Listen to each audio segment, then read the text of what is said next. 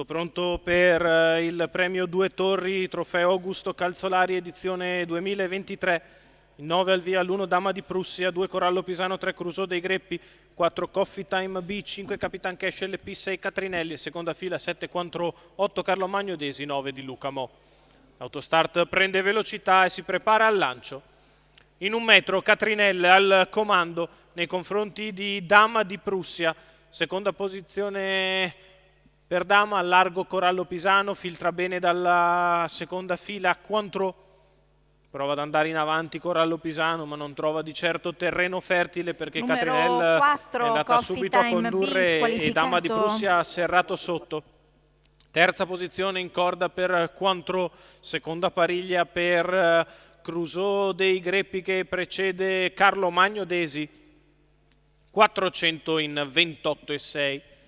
L'avanguardia Catrinelle, al largo Corallo Pisano, lungo la corda è Dama di Prussia che precede sempre Cointreau. Dopo 600 metri di corsa passati in 44,1, Catrinelle l'avanguardia in controllo. Di fuori è sempre Corallo Pisano alla corda, Dama di Prussia a precedere Cointreau. Seconda pariglia per Crusoe dei Greppi che precede Carlo Magno Desi. Alla retroguardia ci sono Di Luca Mo e Capitan Cash LP. 39 il secondo quarto di gara.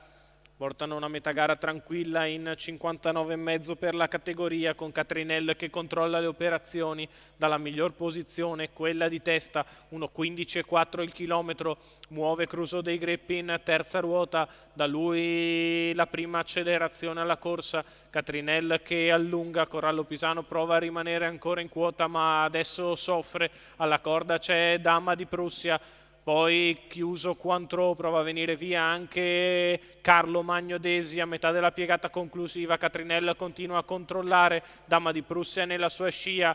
In mezzo alla pista Crusoe dei Greppi, Cointreau che deve ancora andare a correre, allunga Catrinelle nei confronti di Dama di Prussia, va di dentro Cointreau, Catrinelle è in vantaggio, Cointreau che si fionda in open stretch, ma Catrinelle nel finale lo controlla e vince. Secondo è Cointreau, al terzo posto Dama di Prussia. 28 spaccato la chiusa, 1,13,1 il ragguaglio cronometrico. Facile assunto per Catrinelle. Filippo Rocca in salchi e al training per la scuderia Sant'Eusebio. La vittoria di Catrinelle, femmina classica, velocissima in partenza, ha preso la testa in un amen, ha controllato nel finale, finisce a bomba Cointreau che però dalla terza posizione alla corda non fa in tempo ad impensierire la vincitrice. Al terzo posto bene l'appostata Dama di Prussia.